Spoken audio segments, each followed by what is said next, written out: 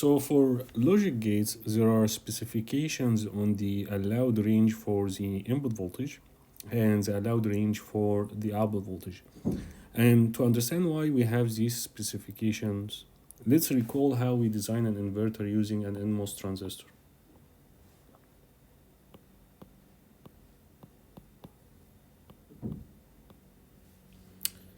We have a resistor connected with an NMOS transistor. The input is X, the output is Y. Now let's assume the supply voltage is 5 volts and the threshold voltage of this NMOS transistor is 2.5 volts. And now let's sketch the input, output,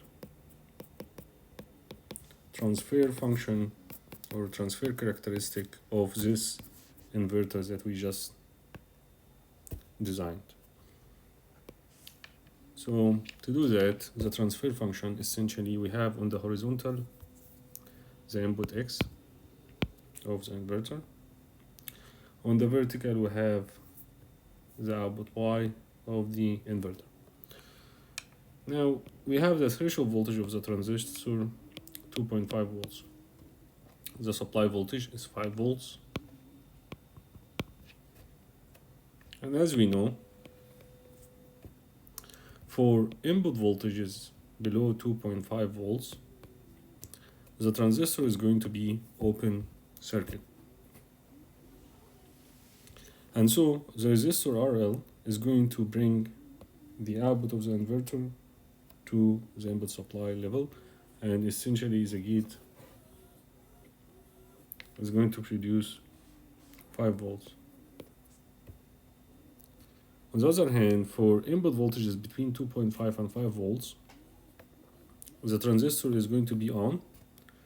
And let's assume its equivalent, the equivalent on resistance of this transistor is much smaller than RL. And essentially what will happen, the transistor will bring the output of the inverter to the ground, so it will produce 0 for input voltages between 2.5 and 5 volts. And the transfer function will look like this. Now, what's the issue? Let's assume we go to DG key.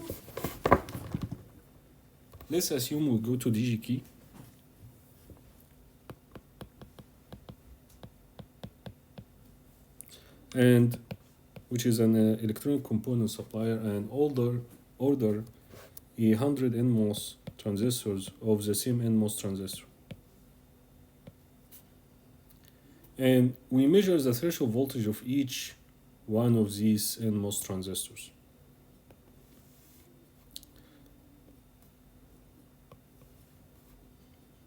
So we have 100 NMOS transistor, and we're going to measure the threshold voltage. And assume this transistor, the threshold voltage is 2.5 volts. Are we going to find that all of the 100 NMOS transistors will have a threshold voltage at 2.5 volts? No. Why? Because the manufacturer of this transistor has some manufacturing tolerance in the machines that are used.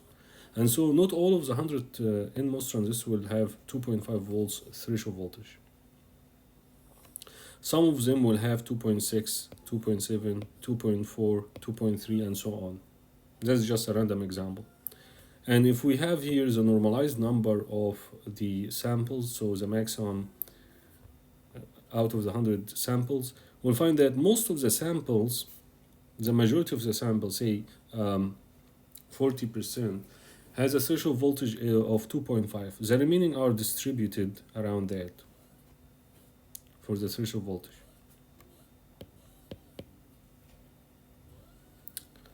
Okay, and we'll find that the worst case, say, is going to be 3 volts, and the maximum threshold voltage for any of these, or the maximum value for the threshold voltage within the 100 NMOS transistors is going to be, say, 3 volts, and the smallest threshold voltage among the 100 NMOS transistor is 2 volts.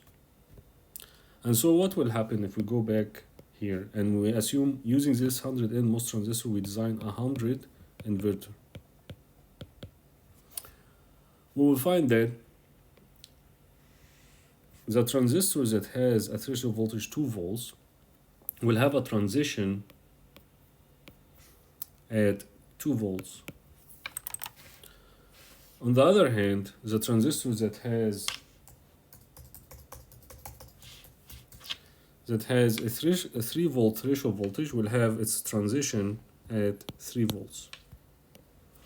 And the remaining 100 samples of the inverters that we manufactured will have a transition within these bounds between 2 volts and 3 volts.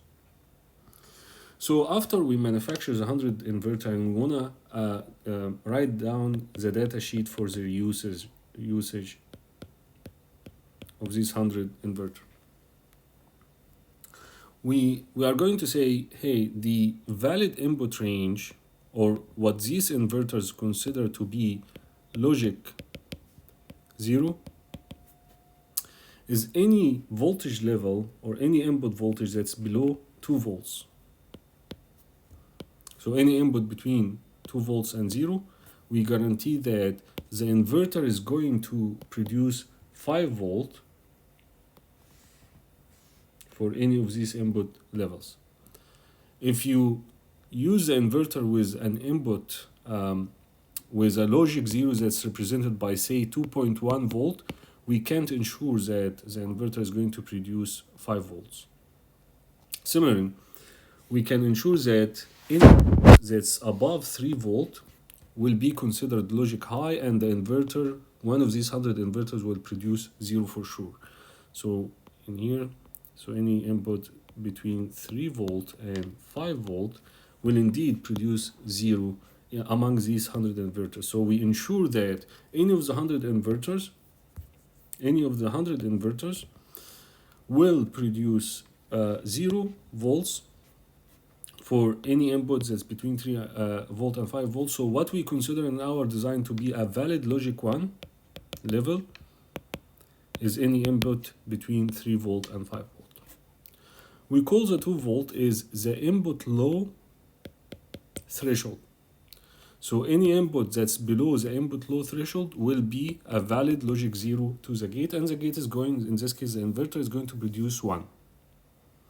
On the other hand, the 3 volt is called the input high threshold. So any input above 3 volt or Vn high will be considered a valid logic 1, and the inverter is going to produce 0. So again, why this is the case, why we don't just put 2.5 volt when we state in the datasheet any inverter of the 100 inverters that we build will produce 1 for input voltages below 2.5 and produce 0 above 2.5, due to the variability in the threshold voltage. And to guarantee the correct operation of the inverter, in the datasheet we will say, well, what we consider a valid logic 0 for our inverter design is any input below 2.2 volts, or what we call V input low threshold, and any input above input high threshold, or the 3 volt in this simple example, we will consider logic 1, and the inverter is going to produce 0. Okay, so that's one of the specification, or an important specification for the input of a logic gate: the input low threshold and the input high threshold. And what does it mean again? Input high, when you look in a data sheet,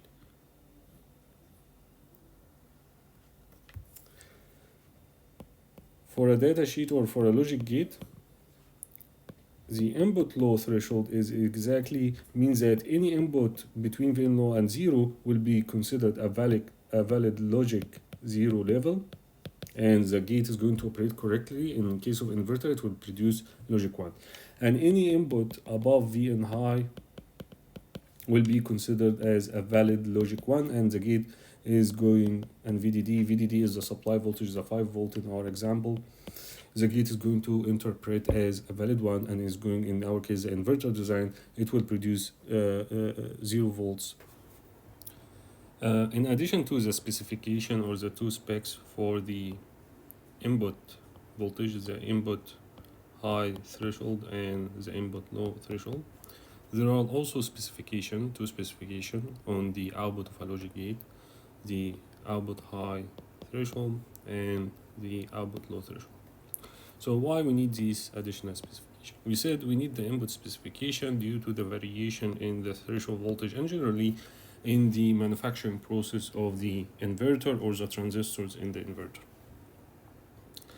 However, why do we need these two specification on the output of a logic gate? Well, let's imagine we have two inverters of the inverters that we essentially built before the resistor, and then we have the NMOS. This is inverter 2 and this is inverter 1. We said that due to the variations in inverter 2, we going to set that the valid logic 1 input is between 3 volt and 5 volt, and the valid input logic 0 is between 0 and essentially 2 volts, where the 3 volt represents the input high threshold and the 2 volt represent the input low threshold. In a complete system, multiple inverters will be connected or multiple logic gates will be connected, and let's assume for simplicity we're just connecting two inverters in cascade, and let's assume the wiring between these two inverters is long enough and there will be other logic circuits nearby in the system. What will happen is these logic circuits will inject noise in the wire between inverter 1 and inverter 2. And so essentially the output voltage coming from inverter 1, as it arrives at the input of inverter 2, it could increase by a delta or decrease by a delta in worst case, where delta is the amplitude of the noise that's injected by the nearby logic circuits. And so to ensure that the voltage levels produced by inverter 1 will be interpreted correctly by the second inverter, we need to ensure or add some noise margin.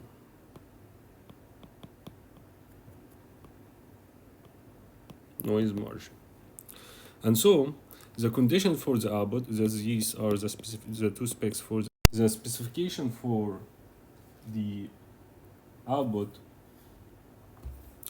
of the inverter 1.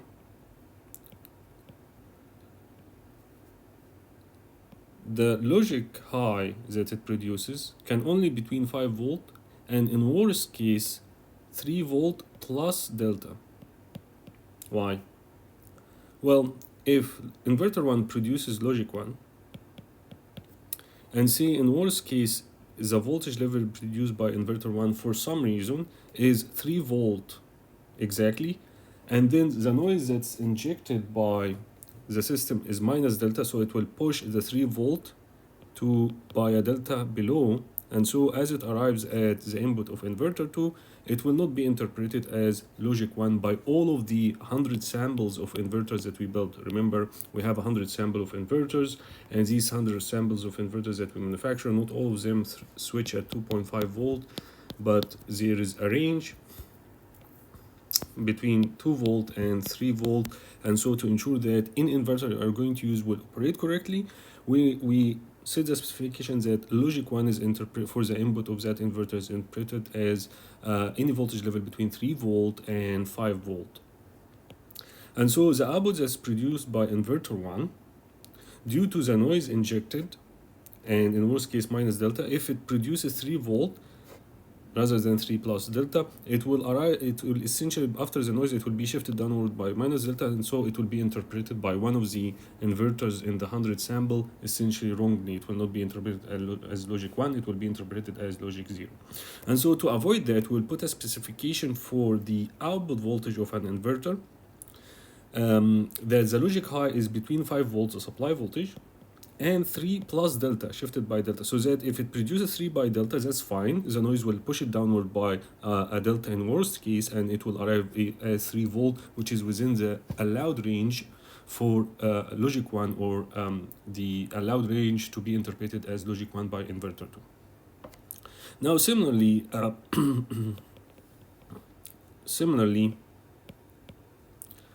for logic 0. So if essentially inverter 1 produces 0 at the logic 0 at its output, logic 0 at its output can be represented, or it can produce any voltage level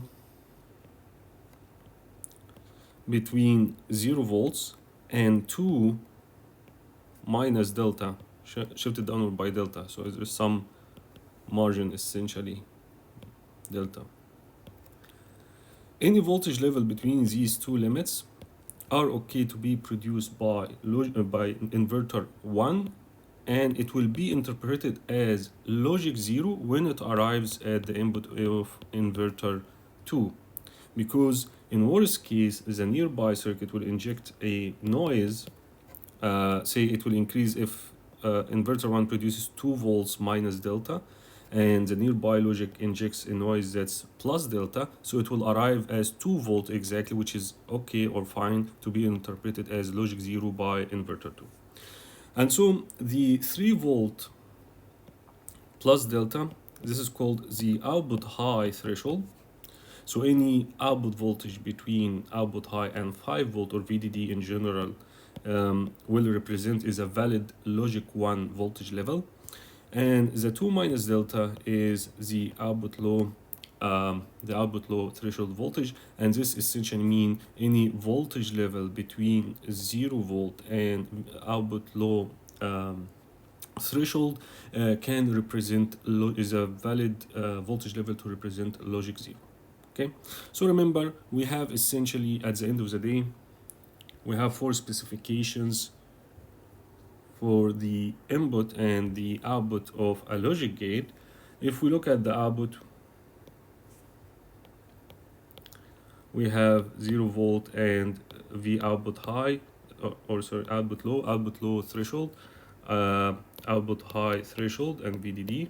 So any voltage level between these two will represent logic 0, is a valid voltage level to represent logic 0. Any voltage level between output high and VDD is a valid voltage level to represent logic 1. On the other hand, this is for the output specification of a logic gate. On the other hand, for the inputs of a logic gates, the specifications are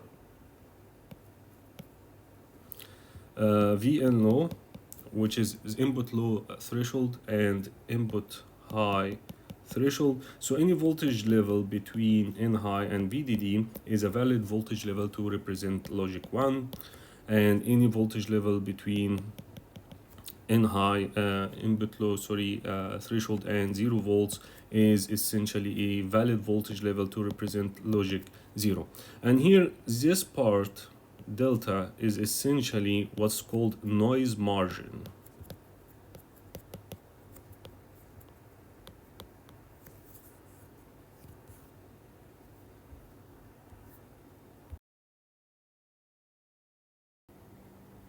Now let's consider an example. Let's say the system designer already wrote down this specification for the logic gates that we are going to design. Specifically, we are going to implement an inverter using the NMOS gate. The input is X, the output is Y, this is the load. The input supply, say, is 5 volt.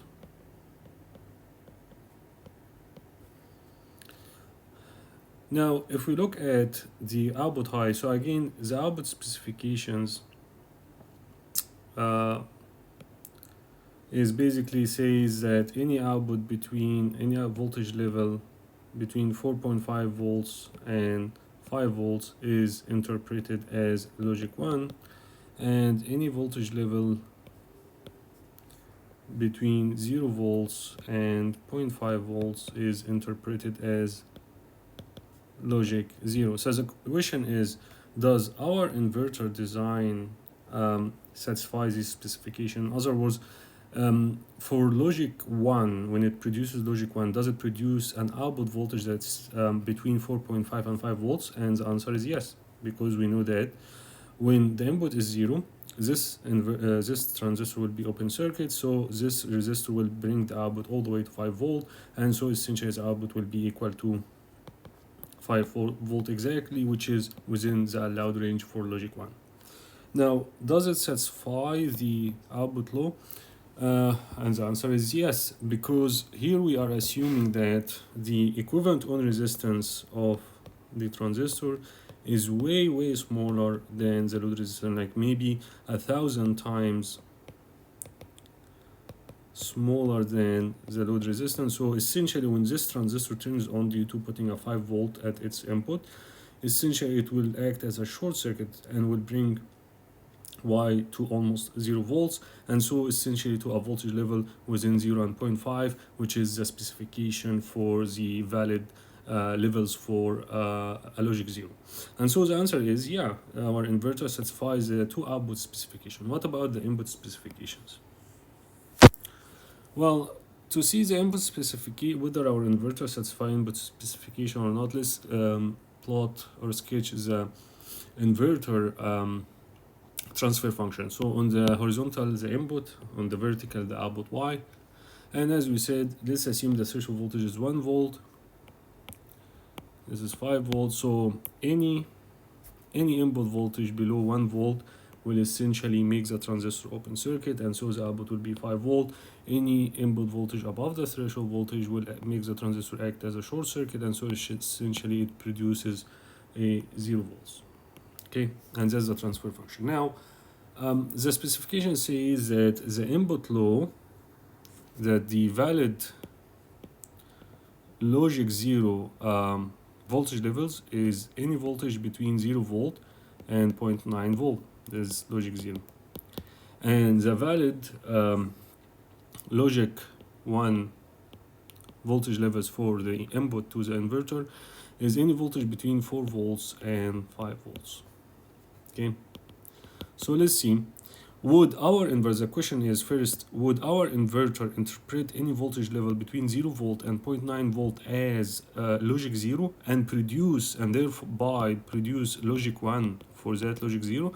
And the answer is yes, because any voltage level between 0 volt and 0.9 volt, essentially the inverter will produce 5 volt, which is logic 1. And so yeah, our inverter satisfies the Vn low specification. Now for the Vn high, the question is, would our inverter for any voltage level between 4 volt and 5 volt interpret that voltage range as logic 1 and thereby produce 0 as an output, as its output? And the answer is yes, for any voltage level between 4 volts and 5 volts. As you can see, the inverter produces 0 logic 0, which means it interprets the input as logic 1. Okay, and thereby yes, it satisfies this range. So this inverter design satisfies the system designer specifications for the input and output of a logic gate. Now let's assume the same specification or a little different. Let's take a different set of specification, in this case again for our inverter design, and let's see it will satisfy, whether it will satisfy the specification or not. Now so for the output, the system designer says any voltage level between 4 volt and 5 volt is, or for logic 1, our inverter should produce any voltage level between 4 volt and 5 volt, or produce a voltage that's larger than 4 volt. And for 0 volt, our inverter should produce any voltage level below 1 volt. So let's see. Well, we know that our inverter for logic 1 will produce 5 volt output, and thereby yes, it's within the allowed range. And for logic 0, it will produce 0 volt, which is within the allowed range, so it satisfies both of these specifications. Now let's look at the input, and again we will sketch the voltage transfer characteristics, the threshold voltage is 1 volt. This is 5 volts, this is 0 volt. Now it says that our inverter should interpret any voltage level between 3.5 volt and 5 volt as logic 1 and thereby produce logic 0. And any voltage level, our inverter should interpret any voltage level between 1.5 volt and 0 volt as logic 0 and thereby produce logic 1. Let's see, for the high one, any voltage level between 5 volt and 3.5 volt, indeed our inverter interpreted as logic 1 and thereby produces 0 volt or logic 0. Now, on the other hand, for any voltage level between 0 and 1.5 volt, or sorry, for any voltage level between 0 and 1 volt, our inverter interprets this range as a valid logic 0 and produces 5 volt, which is logic 1. However, for voltage levels between 1 volt and 1.5 volt, it produces 0 and thereby interpreted as logic 1 instead of logic 0. And so our inverter doesn't satisfy this specification. It satisfies this, this, and this, but not the last one. Now, for an AND gate, to check whether it's satisfying the specifications or not, the only issue in an AND gate is what? Or generally in gates that contain multiple inputs, we have two inputs, A, B, and output Y. And if we remember how we implemented it using, we just connect two NMOS transistors in series, and we have A and B. And so to analyze whether the NAND gate satisfies the specification or not, we assume one transistor at a time or one input at a time, while the other input is 1. Okay, for example, because if say this input is B is, if we want to investigate A while B is 1, the circuit will boil down to what? The load resistor, transistor A, and transistor B, because its input is logic 1, so it will be short circuit. Okay, and so it boils down to just an inverter. And the same investigations that we did, we investigate VO high, VO low, and then we sketch the transfer function for input A, which is just an inverter, and essentially and see if it satisfies the specification or not. Similarly, and then for input B, we assume that transistor A will be on because its input is 1, logic 1, while we investigate transistor B, and again it's just an inverter, and we'll do the same thing, VO high, VO low, and then Vn high, Vn low, we will sketch the transfer characteristic just like a normal inverter, and we'll see whether it satisfies the specification or not. So my point is, for an AND gate or a gate that contain more than one input, to investigate whether the inverter satisfies the system designer specifications for the output and for the input, we take one input at a time. We assume the other, for an AND, we assume the other input is 1 so that it's not affecting, it's just a short circuit, and then we investigate transistor A, and then we assume A is transistor A is short circuit, and then we investigate B. Now the question is, why we don't investigate A while B is open circuit? Well, if B is an open circuit, A will not change the output, right? The output will just be always 1, so there is no need to do that. And similarly, if if transistor A is open circuit, B will not, whether B is 0 or 1, it doesn't matter, right? The output will always be logic 1, okay? And that's how we analyze whether gates that contain multiple inputs, whether they would satisfy the system designer specification for the output and input or not. So the analysis we did in the previous videos were basically assuming the load resistance RL to be much larger than the equivalent resistance or own resistance of the transistor. Why? Well, this is RL, this is the NMOS input and output. This is VDD. What happens when the input is 5 volt? Well, the transistor will turn on, assuming the threshold voltage say 1 volt. And so we can replace the transistor by its equivalent on resistance R on. This is load, this is the output, and this is VDD. And so the output will equal to what? Voltage divider. VDD multiplied by R on divided by the sum of RL plus R on. Now, when RL is way larger, 1,000 times R on, so essentially what we can do is basically this will tend to 0 volts. Okay, the denominator will be 1,000 times the numerator, so essentially so essentially it's almost 0, or say near 1 millivolt. However, now what we are going to consider from now on, when RL, the load resistance, is close to R on, larger than R on but close, like RL is 10 to 20 times R on. Okay, so what's going to happen in this case? The best thing to demonstrate this case is by taking an example. And here I'm saying VDD is 5 volt for an inverter. The threshold voltage of the NMOS is 1 volt. It's equivalent to resistance 1 kilo ohm. The load resistance of 14 kilo ohm. So instead of 1,000 kilo ohm, now it's 14 kilo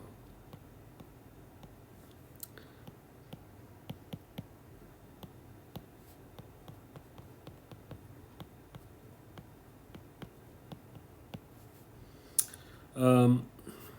R on is equal to 1K and VT is equal to 1 volt. When the input is less than the threshold voltage, there is no problem. The transistor will be open circuit, and thereby essentially the load resistance will bring the output to VDD or 5 volt. No issues. But what is the problem? The problem is when the transistor turns on, it's going to establish a voltage divider with the load resistance. So when X is larger than the threshold voltage, or say 5 volt, essentially the transistor will turn on. We'll have the equivalent on resistance, which is 1K. The supply is 5 volt, or VDD is 5 volt. And so the output Y will equal to what? Equal to 5 multiplied by R on divided by RL plus R on. 5 times R on is 1K, RL is 14K plus 1K, which is 1 over 15, so we have 1/3 volts. So instead of having the output low to be 1 millivolt or almost 0, when we had RL 1000, more than 1000 times the equivalent on resistance, now the output low level, the output voltage for the logic 0 is basically 1/3. So what is the problem in that? Well, if we cascade two inverters together, this is X1, this is Y1, and then we have another inverter, this is its resistance, excuse my drawing, and this is the input. So say we put 5 volt here, this will produce 1/3 volt, and now assume the threshold voltage of this one is 1 volt. That's fine, no issues. So this transistor will interpret the 1/3 as a valid logic 0, and thereby it will produce 1 volt, right? Because 1/3 is less than the threshold voltage. However, what happens if, say, R on is larger than 1 kilo ohm, such that the output low voltage is 1 volt, or say a little larger than 1 volt, say 1.1 volt. Well, 1.1 volt, although this inverter the first inverter means to produce logic 0, it will be interpreted by the cascaded inverter as logic 1, since the 1.1 volt that's generated for logic 0 by the first inverter is larger than the threshold voltage of the second inverter. So now we can put what's called design condition or design equation. The design equation for this type of inverter, or even gates later on, is that the logic 0 value, which is basically VDD multiplied by the equivalent on resistance of the transistor divided by RL plus R on, should be what? Should be less than the threshold voltage of the transistor, assuming all the transistors in the system are identical, or essentially have the same threshold voltage. Okay, so this is a design condition of this type of inverters, and this essentially will set the required equivalent on resistance of the transistor, or if we are given a specific load resistance, say I give you 14 kilo ohm and I tell you to select the equivalent on resistance or the transistors, try to find an inverter, a transistor, NMOS transistor on DG key that has an equivalent on resistance that satisfies this condition. Or another way, if say you have a specific transistor, you can go online on DGK and find a large equivalent, load resistance that will satisfy this equation. So this is basically one equation for two variables, R on or RL. Either you have the transistor and you're going to select the resistance, load resistance, or you have the load resistance and you're going to select the equivalent on resistance. But one thing I want to clarify here, so this condition is based on the threshold voltage of the transistor, which is the minimum, but we said there is noise in the system, right? There could be noise injected here, so it's not enough that the first transistor generate a voltage that's say 0.999 volts, so that it's interpreted by the second inverter as essentially logic 0, and the second inverter produces logic 1. It's not enough for that, because the noise will shift that upward if we connect the two inverters using a long wire or there are noisy nearby circuits. So we should have this condition to be less than what? The output low threshold of the system. So the system designer say, hey, the maximum noise in the system, whatever, say 1 volt plus minus 1 volt, and so the VOL should be whatever 1 volt minus 1 plus the variability in the NMOS transistor is 100 samples that we, because this is going to be a complete system, so it will be mass produced, so we'll use 1,000 pieces and there will be manufacturing tolerance. So eventually we'll have VOL, and VOL is more strict than the threshold voltage of the transistor. If the threshold voltage is 1 volt, so the system designer will specify VOL that's very low, maybe 0.5 volt or even lower. Okay, so let's take this equation and let's try to derive the condition on RL. So if we are given a specific R on, a specific transistor, what RL should we select and buy from online from DGKey? Or the other scenario, if we are given a specific RL and which transistor we should select such that its equivalent on resistance satisfies this condition. So we said that if we rewrite this equation in this slide, we said the condition that is VDD times R on divided by RL plus R on should be less than VOL. Now let's divide the numerator and denominator on the left side by R on. So we have 1 RL over R on plus 1 should be less than the output low threshold. Okay, now let's move this to the right side. So we have VDD less than VOL RL over R on plus 1. Now let's move VOL to the other side and let's flip the equation. So essentially we have RL over R on plus 1 is larger than VDD over VOL. Subtract 1 from both sides, so RL over R on is larger than VDD over VOL minus 1, and then the condition, if we multiply both sides by R on, we get this equation. So if we are given a specific transistor, the system designer already gave us the transistor and we need to just design RL, we can use this equation.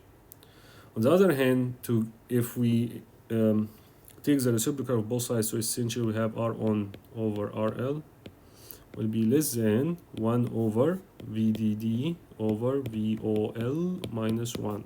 And then multiply both sides by RL, you get this equation, right?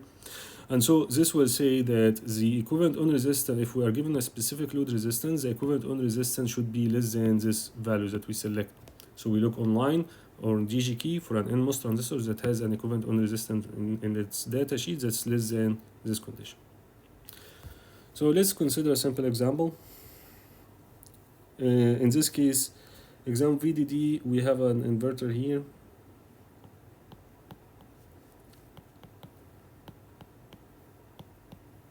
This XY, RL. In in problem 1 we say if R on is 1 kilo ohm, so we already, the system designer gave us a specific transistor and we need to select RL, so we're going to use this equation. So we say RL should be larger than VDD over VOL minus 1 multiplied by R on, and the output load threshold is 0.2 volts, so we have 5 volt divided by 0.2 minus 1 multiplied by R on 1K, that's RL. So RL should be, if we do the calculations, I think it will be 24 kilo ohms. RL always must be larger than R on.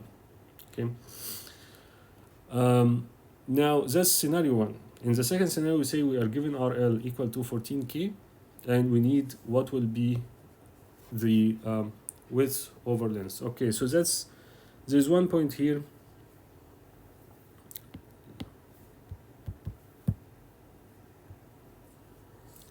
Okay, so there's something called sheet resistance, and this will be clear as we take the structure of the MOS transistor, as I'm going to describe in the following video. But let's assume we have a piece of copper. We get a rectangular piece of copper from Home Depot, for example. This is going to be the width of the piece of copper. This will be its thickness, and this will be its length, L. And current is, we connect, this is one terminal and this is the second terminal, and so basically this is the length as I just mentioned, and current is flowing from left to right. Okay, what will be the equivalent resistance of this piece of copper? Well, its equivalent resistance will be rho, the resistivity of copper from basic physics, multiplied by the length L divided by its cross-sectional area, which is width times thickness. Okay, obviously as the length of the piece of copper increases, as if you are connecting multiple pieces of multiple resistors in series, so definitely if you increase the length, this means you will increase the resistivity, and the width and thickness, essentially as you increase them you will reduce the resistivity. Okay, you allow more current to flow. Now generally people take, or engineers take these together, rho over T, L multiplied by W. Rho over T is, you call it the square resistance or sheet resistance. And so the equivalent resistance of a piece of copper of L length and width W is equal to its square resistance multiplied by L over W. When we see the transistor structure, essentially at the end of the day, it's like this rectangular piece, and we have drain and source, essentially terminals. So usually I'll give you the sheet resistance of the channel, or the channel, yeah, the NMOS channel sheet resistance or square resistance, 5 kilo ohm. And so to get the equivalent on resistance of the transistor, all you need to do is what? Multiply the square resistance, that's basically 5 kilo ohm, multiplied by the length and width of the transistor. So here I'm asking what are the dimension width over length of the transistor to make the inverter output low voltage equal to 0.2 volts, assuming I give you a specific load resistance. So we're going first to get R on, and then eventually we will replace R on by R square multiplied by length over width, and from that we'll get the aspect ratio of the transistor. The width over length is called the aspect ratio. Now we say that R on should be less than RL divided by VDD over VOL minus 1, and so R on should be less than RL is 14K divided by VDD is 5 volt, VOL is 0.2 volts minus 1, and so we will have that, and then we can replace R on by R square multiplied by length over width should be less than this factor 14K divided by 5.2 minus 1, and from the 5K R square is already equal to 5 kilo ohm, So we can bring it to the other side. So L over W will be less than 14K divided by 5K over 5 over 0.2 minus 1. And then if we take the reciprocal, so the width over length should be larger than this factor, which is, if we calculate the reciprocal of this factor, which is 8.6. Okay, and that's how we design the transistor. Generally, this is a microchip specification. Our own is a discrete transistor because the data you can't select the width unless you can select the own resistance of a transistor. You can search for a transistor depending on its equivalent on resistance at a specific gate to source voltage. In a microchip, you can design transistor and define their width and length and their aspect ratio.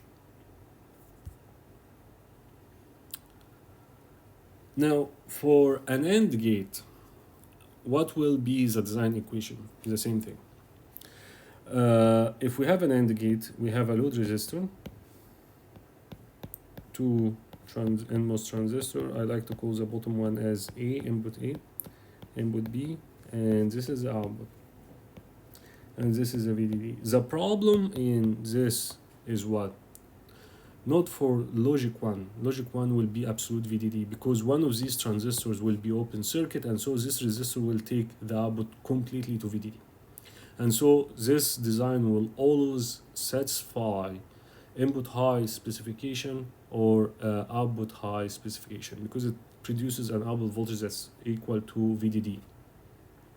The issue is in the logic 0 specification, whether for the input or for the output. And so when both of these turn on, A and B, what we'll have? We'll have RL in series with R1 and R1. R1 of transistor A and R1 of transistor B. We can assume both transistors are identical. And so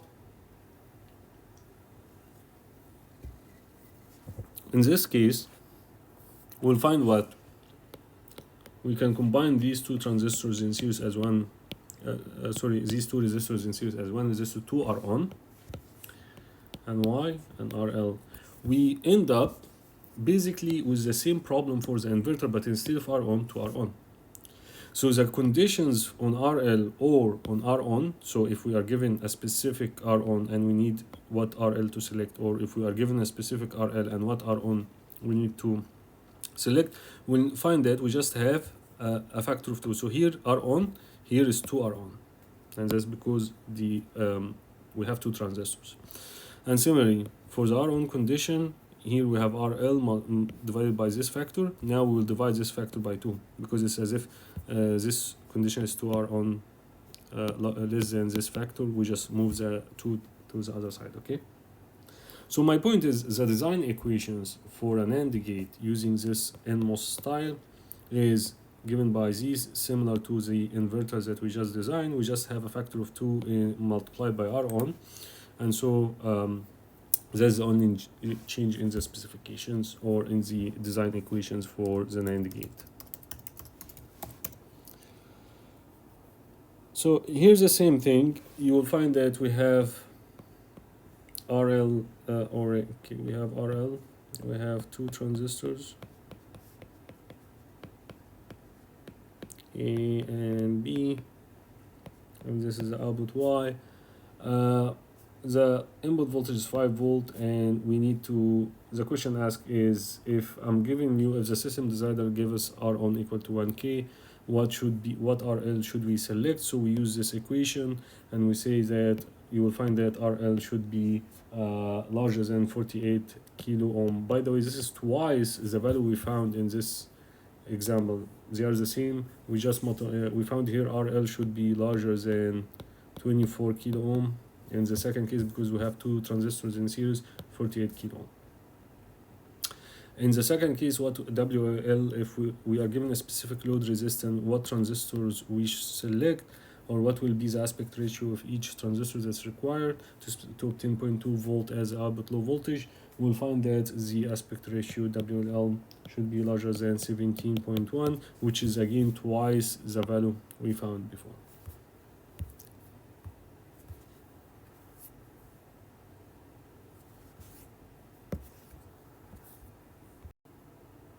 Let's see a very simple explanation for the structure of a transistor and how it operates. Again, here I'm not focusing a lot on device physics, it's more about circuit aspect and circuit operation. First, I like to give an example about how a relay works. Let's assume we have a magnetic core, and this magnetic core we wrap a coil around it.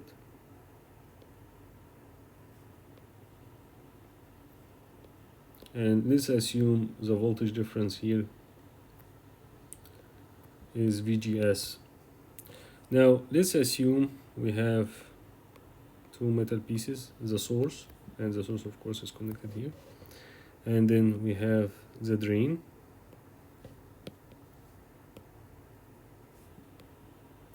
and we have a small piece of filament, the metal essentially, that's suspended on a spring. In the nominal condition, the spring essentially is in zero, there is no stress or strain applied on it. The non-nominal condition, the filament is far from touching the drain or source, so essentially the switch or the relay is open circuit. Now, if we start to increase the gate voltage with respect to the source, and let's assume we apply a voltage difference between the drain and source. So if gate to source voltage is zero, the filament is in its nominal position far from drain and source, and the switch is open, no current is flowing, although we are applying a voltage difference between the drain and source, and the switch is open circuit.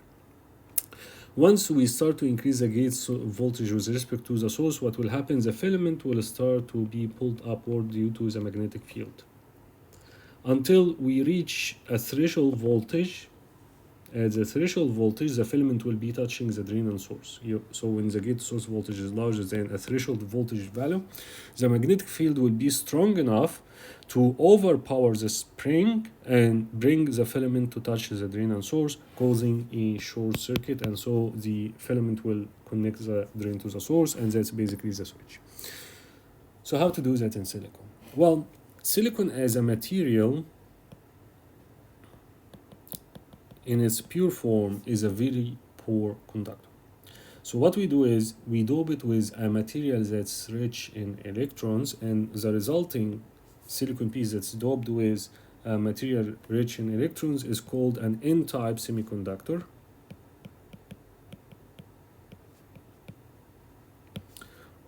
Or we dope it with a material that's rich in holes.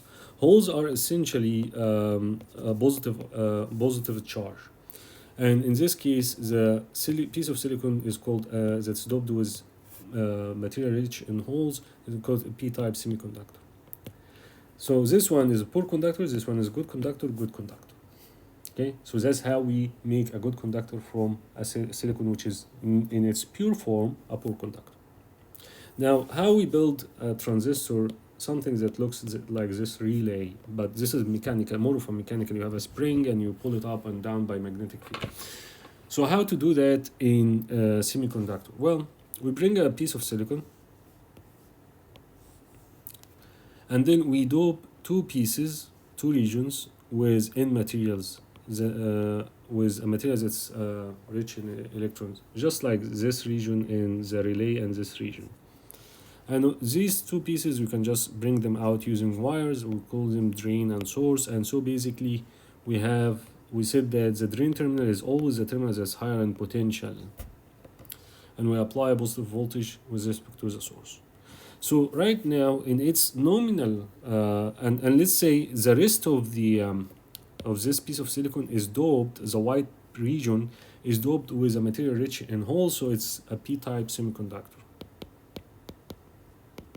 While this one is N plus, this region is N plus, and this one is N plus. That's dashed or in red. So nominally, right now, there is current cannot flow. Oh,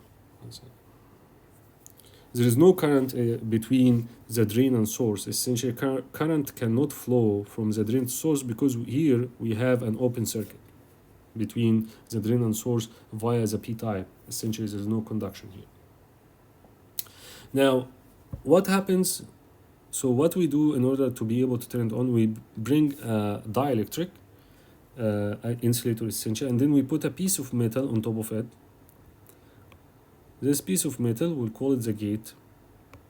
And now, once we apply a voltage difference between the gate and source, VGS, just like in this case in the relay, we'll start to increase it. As we increase it, electrons get taken from the source to under the channel.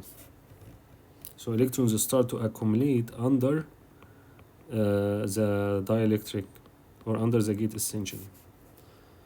Just like how the filament is increasing and going towards the drain and source in the mechanical relay. Until VGS exceeds a specific threshold voltage we call VT, at that point the region between the drain and source has enough electrons that it's become a short circuit or a conducting material, and so essentially the current will start to flow. Okay, this region under the dielectric that's conducting, we call it the channel, the transistor channel. It channels electrons, it conducts. And of course, once you remove the gate to source voltage, just like in the relay case, the filament goes downward due to the spring bring it. The same thing, the electrons go back to the source or essentially go back to equilibrium, so the transistor becomes open circuit. This is called an N-type transistor, NMOS. By the way, one question is why electrons? To form the channel, and when we apply a gate to source voltage, why the electrons are brought from the source region? Because the source region is the lowest potential in the circuit here. We said the drain terminal is always higher in potential, or the terminal of the transistor between the drain the two terminals. We have three terminals, right? Excluding the gate, the two other terminals, the terminal of them that's higher in potential is called the drain. We call it the tray. Okay, so the drain is always higher in potential than the source. So obviously the electric field, it's easier for it to bring electrons from the source than from the drain, because the source is lower in potential than the drain. Okay, so let's look at the terminologies. We have the channel. The p-type material here we call the substrate, and of course we call this, since the drain and source are made from N-type semiconductors, we call it N-type MOSFET, or NMOS for short.